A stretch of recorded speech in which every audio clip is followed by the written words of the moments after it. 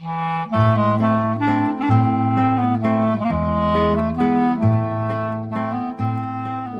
to Couples Therapy in 7 Words. I am your co-host, Judy Alexander, and I'm here with my husband, Dr. Bruce Chalmer. Well, hello, Judy, and hello, viewers and listeners. I have to get used to saying that now that we're doing this by video.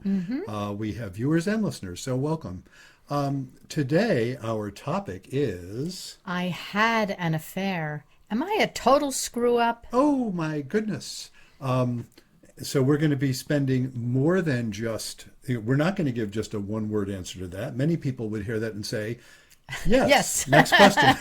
We're not going to say that. No. But we will be talking about that. It's a pretty hot topic, especially, I mean, I find it in my practice a lot. I think I guessed in the book, what did I say, about 30%, I think? 30, a third, something like that, of the couples I deal with, there's been some kind of infidelity that's happened, and they're trying to work it out one way or another. So, but before we get into our topic, first of all, I want to invite people to continue to do what apparently some people are doing, because our listenership is indeed growing. We would like you to tell your friends and let people know about this podcast. And one of the classic ways of doing that these days, apparently, is to rate us. We love 5-star ratings, of course. Rate us, and also do things like comment on our social media posts, engage, as they say in the social media And share world. us with your friends and, all that stuff. All of that stuff, exactly. And we also want to put in a word about the book that this podcast is based on. Right. And the name of the book is? Reigniting the Spark, Why Stable Relationships Lose Intimacy and How to Get It Back. And that book is available anywhere you can get books. Just look for that title, look for Dr. Bruce Chalmer, you'll find it under my name. And you can get it in whatever form you prefer. You can get it on paper, of course. We're going to start doing some real live events where we'll have actual paper books there that I can sign for people. I don't know when you folks are watching this, but we're recording it at the tail end of the pandemic. And we're in Vermont, which has the highest vaccination rate in the whole country, which we're all very proud of. And we're kind of getting back to normal here. I hope... by the time you see this, I hope we're not kind of eating these words and saying, "Oh, there's the variants," Right. Anyway, it looks like we're actually. Well, for now, we're in good shape. We're in good shape. So anyway, you can get the book on paper. You can get it as an audio book, where I did the narration. That would be through Audible, which I guess is an Amazon company, I think. And you can get it on Kindle as well through Amazon. So let's get into our topic. I had an affair. Am I a total screw up? Right. Wow. I'm sure you, as you said earlier, about at least 1/3 of your clients come to you with infidelity. Yeah. Well, what do we have to say about that? Yeah, well, I'm tempted to go ahead and without saying anything else about the situation. Yeah. Gee, what's your gut tell you? The title is "I Had an Affair." Am I a total screw up? What do you think? Yes. Yeah, I kind of figured that's where your gut would take you. And look, I have to admit mine does too, and so does whoever says it that way. They are obviously worried that they're a total screw up. Now, maybe we should talk about what the heck was a total screw up supposed to mean, People come to me and come to therapists in general, usually because they feel bad, Occasionally they come because it's usually, if it's going to be gendered in a heterosexual couple, usually if it's a guy coming, he's often come because he's being pushed there by his wife. And occasionally guys are coming because that's the only way that their wife will stay married to them, and which is a bummer. But much more often, even when the wife has urged the guy to come, he's there because he's feeling bad. Something is bad and he wants to feel better. So certainly much of the time, I think therapists are dealing with an excess of shame and or guilt rather than not enough. But I'm also, I think I do have moral values, and I think I'm a fan of moral values. I think it's a good idea to have moral values. And when you feel guilty about something, that's because you violated your own moral values. And so to that extent, if somebody has an affair and doesn't feel bad, yeah, I don't want to just say they're a total screw up, but yeah, probably don't try doing couples therapy. Yeah. Because it isn't going to work well. In 26 years now, something like that, of private practice, I can only think of one person I've met who had an affair and didn't, and his only concern was that he was caught. He was thinking, no, why is she so upset? Yeah. If she hadn't found out, it would have been fine. Yeah. She's not having sex with me anyway. Whatever. Right. And that's one person in 26 years, and hundreds of other people have been the one who've had the affair or the one who was cheated on, and they all feel bad. So if you don't feel bad, if you don't, if there isn't some piece of, wow, I am something of a screw up here, then it's probably not going to work well. Now, I should probably just put in the complications of this nowadays. I routinely, and this I've only done this probably the last 2-3 years. I now routinely ask couples, "Is your deal monogamy?" And almost always the answer has been yes. Occasionally the answer has been no, but they've had the same answer, Which is? which is, no, we have an open relationship, but here are the rules. And they more or less agree on the rules. That's not super common in my practice, but it's not like unheard of at all, Yeah. and I'm aware of that. And I don't judge it harshly. It's not something I would prefer or you would prefer. I'm pretty sure, unless there's something you haven't told me. No, But we've talked about yeah, it. we've talked about that. Yeah. But again, I don't look down my nose at it. It's like, no, it's interesting, and I can Right, I can but work with like you people. said, even within like polyamorous or Relationships, there are rules. Yes, right? exactly. So, And therefore there is cheating. right. And I have definitely worked with couples where they had the rules, but somebody violated the rules. But even then, more or less, they had already agreed on what the rules were. Bless you. Excuse me. Thank you. Now, this, by the way, folks, we're not going to edit that out. So there you go. You get to see our sneezes and everything. We would have edited that out on just the sound version, but here we are. You get to watch Gotta us. sneeze. Yeah. So the interesting phenomenon is when it turns out they didn't agree on the rules but didn't realize it. And that gets interesting because the rules aren't quite so clear unless it's, well, even in monogamy, the rules aren't quite so clear. There are plenty of couples where one or the other, usually the woman, but not always, but the woman might think that if the guy sees pornography, he's cheating. Right. I've worked with couples where she thinks if the guy masturbates, he's cheating. That's a tough one. Yeah. But usually they more or less agree on the rules. And so when somebody comes to say, I had an affair, usually we don't have to quibble about are you sure you had an affair? Yeah, yeah. They've It's not like he's in the other room looking at pornography. exactly. They've both agreed, yep, I've had an affair, he had an affair, whatever it was. And so that's what they're trying to work through. But it isn't easy. Yes, they're saying the obvious. It's not easy. It's not easy. So what are they doing? What are they doing in my office? Usually they're at least entertaining the possibility that forgiveness is possible, that she can forgive him if he's the one who cheated. Of course, I'm saying that as if it's usually the man. Probably somewhat more often, I think, in the statistics, it's the man, but by not always. not always, Not and always. the gap. Women are closing the gender gap on cheating. Aren't you proud of yourselves? Right. There we are. Yeah. Well, and now all we need is pay parity, and we'll be right up there. Yes, right? and we just heard an item on the news this morning that in Vermont, here we are in Vermont, and there's still a pay gap, but it's less than it is in the rest of the country, and it's starting to close up. Yeah. Well, by golly, women are also closing the gap on infidelity as well. Cool. Not something that we should be proud of, though. No, although it is kind of interesting to think if that gap closes, it is an indicator of women having more power than you used to, That's true. which I think is arguably a good thing. So it is an interesting phenomenon, So how, what do I do with couples, when they show up and this is the situation? And this is where we fall back, and we might as well, talk about the 7-word formula that the name of this podcast is based on, because it really involves all 3 parts. Right, which is be kind, don't panic, and have faith. Yeah, exactly.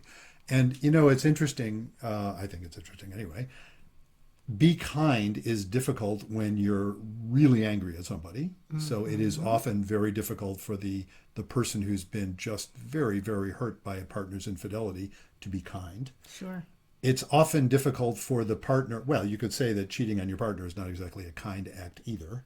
So that's difficult. And if they want to be able to get back to some kind of kindness, they have to not be in a panic. And very often, when couples first show up in my office, they're in serious panic mode. Sure.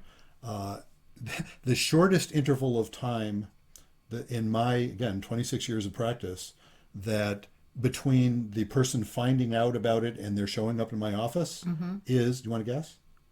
12 hours? No. Oh. 0. One time, just and look, maybe this is unusual. Maybe other therapists would say that this happens to them a lot. I've only had one occasion in 26 years where I was asking kind of my routine questions in getting to know a couple, and one of the questions I asked very early on in the first session is, if they haven't said anything about it, is, has there been any infidelity? Because it's it's a big topic if there Sure. has. And only once in 26 years, somebody said, "Well, I hadn't wanted to tell you, but," and then he dropped so it in on your me. office, In other my words. office. That's what I'm saying. So the interval was 0. Much more commonly. Surprise. Yeah, exactly. Much more commonly. I mean, look, it takes a little while to get an appointment. It depends on Right. the vagaries of the calendar. Much more often, I was going to guess it's a couple of weeks out. Sometimes longer than that. And I tend to recommend that. I have had people ask me, like when I've been working with them for a while, and something has come up, and someone will ask me, offline, should they want to tell their partner something like that? Can they do it in the session? Or, should they do it in the session? Immediately we have a problem there, because now I know something that the other partner doesn't know. So I've shared that with them before. I don't keep secrets. It's not that I don't keep secrets. I won't keep secrets. And so if they need it to be a secret, we can't have any more sessions until it isn't a secret anymore. So what since that's the case and they know that up front, I tend to counsel them, no, go ahead and tell the person, because to do that in this session, it's not going to help much. Yeah. They'll be in shock. You might as well go ahead and do that, assuming everybody's safe. And if they're not safe, they can't be in couples therapy anyway. Right. Do you know what I mean? If they think the reaction is going to be violent, they shouldn't be doing couples therapy. So they don't usually do it in the office. But other than that one time, it's usually, it's usually been a couple of weeks or something. So very often the partner who's been cheated on is in serious turmoil. The partner who did the cheating is it varies with the person, but usually in that early phase, they are in tail between their legs mode. They're just saying, I'm terrible, I'm a horrible person. I have literally had people say that. I am the worst husband in the world. I've heard them say. And you're thinking, yeah, so tell me something I didn't know. So anyway. Well, I don't mean to be flip about that, but yes, and they're probably not the worst husband in the world. There are always extenuating circumstances, and we have a letter from somebody today. This might be a good segue to get to our letter. Why don't we go ahead and do the letter? And that's actually why we're doing this topic today, because of our letter. Yeah. So we have a letter today from Tom, and Tom writes, Dear Dr. Chalmer, Jessica and I have been married for 19 years. We have 2 children, ages 14 and 9. A few years ago, our marriage hit a rough patch, and I allowed a friendship with a woman at work to go beyond friendship, and we eventually had an affair. Even before the affair happened, I suggested to Jessica we go for marriage counseling. She said counseling was for crazy people, and we're not crazy.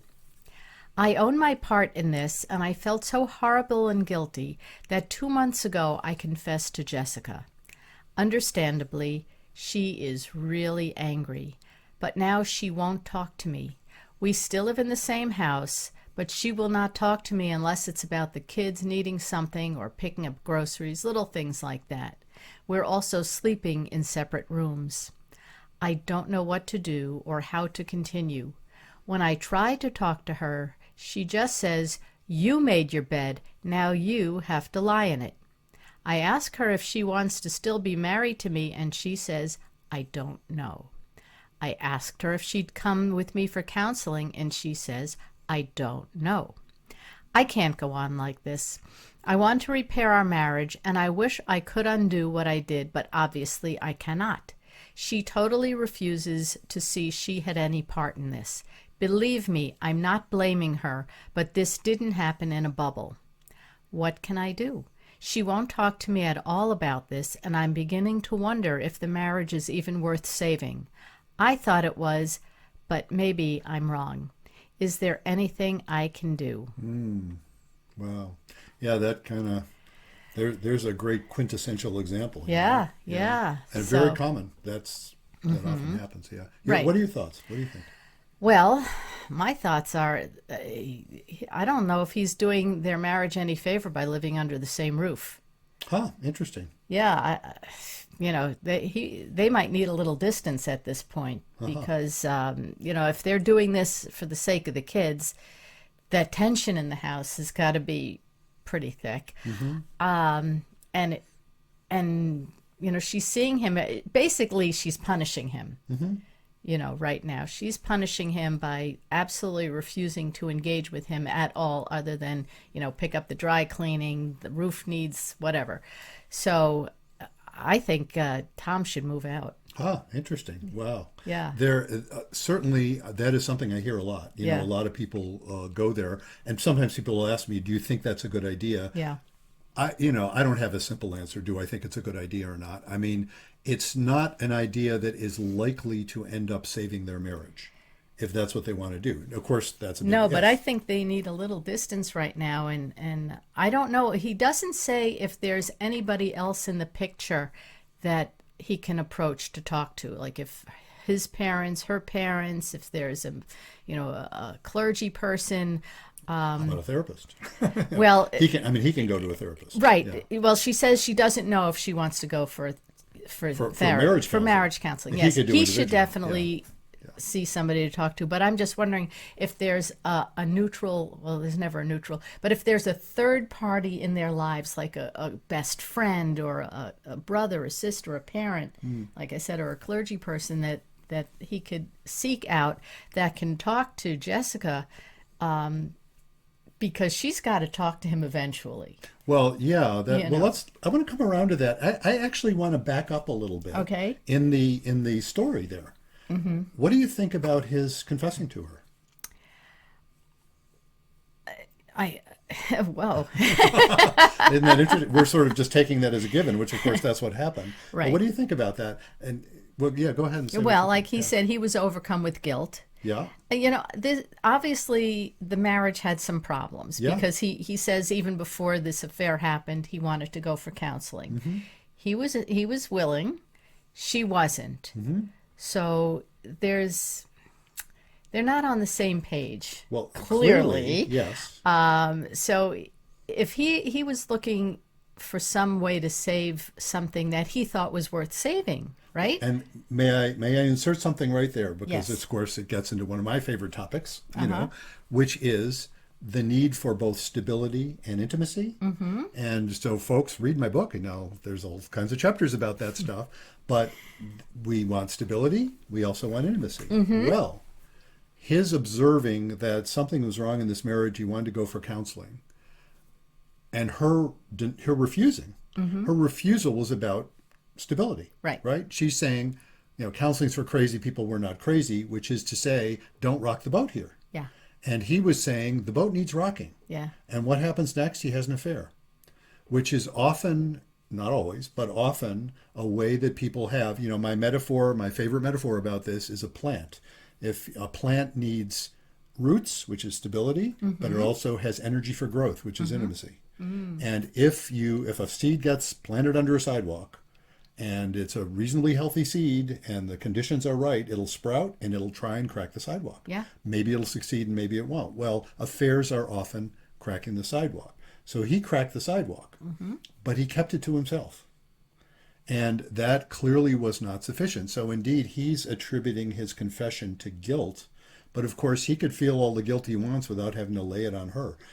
There was a radio psychologist who actually died a few years ago. Her name was Joy Brown. Perhaps some of our viewers, remember hearing her. She was pretty popular. She wasn't like, nationwide mega popular, but she was pretty popular in her time. I remember her. Yeah, and she had a particular bugaboo about this very thing. She would tear people a new one. That was kind of painful to hear as a therapist, the way she would talk to people sometimes, and then just cut them off. Yeah. It's like so they couldn't say anything.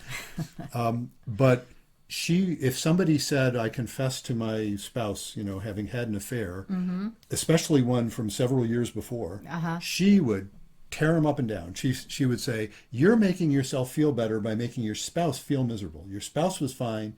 You're making your spouse feel miserable. And so you feel better. You're compounding, bad enough you're a cheater. You're also cruel. Yeah. That was what she was saying. And I don't agree with it in practice because the trouble is if he's carrying that secret, the possibility of intimacy in his marriage is really constricted. Yeah, well, and I don't see him confessing the affair out of cruelty. I know he says it was the guilt that's eating him up, but it's also he wants to save the marriage. Well, And maybe, exactly. he said to her a few years ago, let's go for counseling. She said no. Maybe he's saying, I had this affair. Let's go for counseling. We really need to, look at what our problems are. Yeah. So now, a couple like this shows up in my office, and we have, it's not like any of this is hard to understand, but there is this serious problem they're dealing with right off the bat, which is, on the one hand, he justifiably feels terribly guilty. He feels he's done a wrong thing according to his own values, certainly according to his wife's. He's hurt her terribly. She is feeling hurt, of course, and really angry, completely understandably, justifiably, Right. and feeling like morally this is pretty unambiguous. He did the wrong thing Right. and she didn't. Right. He's the bad guy. So it's his fault. It's his fault. It's all his yeah. fault. Well, yeah, and that's the problem because if they go there, if they Right. stay there, Right. then you get a phenomenon. One of the example couples in my book was like this. You get a phenomenon where all they want to do is go back to the way it was. So he is just swearing up and down, "I'll never do it again. I don't know what got into me, but I've learned from this. I'll never do it again." And she's saying, "I want to stay together. I want to forget this and move on. I'm just going to believe you're never going to do it again, and you owe me big time, fella." Right? And that's kind of where they're at. Well, that doesn't sound like this couple. That though. isn't this couple, Yeah. but it's many couples. Uh-huh. And the problem there is, and it's just, I always find it really a fascinating phenomenon because the moral dilemma interferes with their doing the work, even though the morals are really important. There are therapists, frankly, out there who would just kind of dismiss the moral concern, which I do not do. I mean, I think that's actually very important for people. But the thing that gets in the way here is he's feeling so guilty and she's feeling so angry. Very often what happens in that scenario is if he dares to say something like, well, this didn't happen in a bubble, just like Right. like Tom said, then what happens is she's saying you're just making excuses. And if the therapist is inviting them to examine, hey, what was the condition of your marriage? She's saying, what, are you going to blame me for his being an affair? And I'm always at pains to say, no, absolutely not. But, and this is where we get into be kind, don't panic, and have faith. Uh-huh. The faith part is to assume that even though what he did was wrong, it was meaningful. And you better be able to look at the meaning, even if it was wrong. It's like that's another way of saying it didn't happen in a bubble. She's not to blame for his cheating. What he, in a moral sense, well, what should he have done in a moral sense rather than cheat? What do you think? I think he should have insisted that they either go for couples therapy or said, I'm moving out. Exactly. You Right. know. That would be the morally upright thing to do. That would still be very hurtful to her, potentially. But that would be a morally upright thing to do, in my view. Right. It's like, say, this is not acceptable to me. And, Right. I just can't go on in the marriage like yeah. this. And so I'm not going to cheat on you, but I'm not going to settle for the marriage the way it is. Right. And fair enough, he didn't do that. So if you get caught too much in it's all about his being wrong, he was wrong, but if he got caught too much in that, then they miss the meaning. And if they're going to have a relationship that they both want to stay in, which again requires not only stability, they're pretty good at stability. What'd they say? How long they've been together? 19 years. Yeah, they're pretty good at stability apparently. But intimacy problems is what brought this about. And if that's the situation for a couple, which that roughly third of couples that I see where they're dealing with infidelity, the vast majority of that group, I see it that way. It's like, okay, if your problem here is there's intimacy issues that led to this, you have some hope there because you can deal with that. The rarer circumstance is somebody's just, essentially a sociopath. If you're married to somebody who's just going to keep using you and cheating you and really has no capacity for empathy, don't try. That's not going to work. But I see very few people like that. At least I don't jump to that conclusion. Let's put it that way. And so if what you've got is a situation where, no, there's an intimacy problem, yeah, don't ignore the morality, but you're going to have to face the meaning. So now let's get back to where they're at here. So he did confess. Yeah. She's really pissed, clearly, right? She's upset. So what do you suppose, what do you, well, you kind of said Well, it. you tell me your take on it, Mr. Therapist. Yeah, well, of course. Now that I've given you my take on it. They're not showing up in my office yet, are they? Right. So what he would need, I think what he would need to do, and he'd have to decide if he wants to, he would have to do pretty much what you were saying to do would be the morally upright thing to do before he had an affair. He would have to say, something like, I am really deeply sorry for having the affair. It was wrong and it's a violation of my own values. I feel terrible about that. I feel, of course, terrible about how much I've hurt you with that. I also realize it happened in a context where I was unhappy about the marriage and didn't know how to, I've tried to bring that up with you and I couldn't. So if this marriage is going to work, and he said he's not quite so sure about that. I thought the marriage was worth saving, but he might be wrong. Well, So- if she won't talk to him, how Yeah. I can understand why he's feeling that way. Yeah. So this is one of those things where, it's funny. Ultimatums get a bad name. They sound bad. They are a power move. But if you have that power and you feel it's morally legitimate, this is where that kind of ultimatum comes into play. It's like, well, either we're going to actually wrestle with this, and I think we should have a therapist, says a therapist, or we're going to have to split up. Yeah. And many, many couples do split up on this. Look, many couples split up on this before they get to me. You know what I mean? Many couples still split up after they get to me. What I tend, it's funny that people will talk about success rates. We were just talking about that, looking at somebody's website. Somebody was claiming a particular success rate for couples therapy. And I pointed out, my quibbling with somebody claiming a particular success rate isn't about the number. It's about the concept of success. What constitutes success? If a couple comes to me, and this is how I feel about it. If a couple comes to me and they actually restore intimacy, not necessarily restore their marriage, but restore their ability to be present and honest and feel alive, even when it's sad, even when it's difficult. To me, that feels like success. Some of those couples split up. Some of those couples stay together, and that's I like that. That's a happier outcome. Sure. But some of them split up, and because that's what they need to do.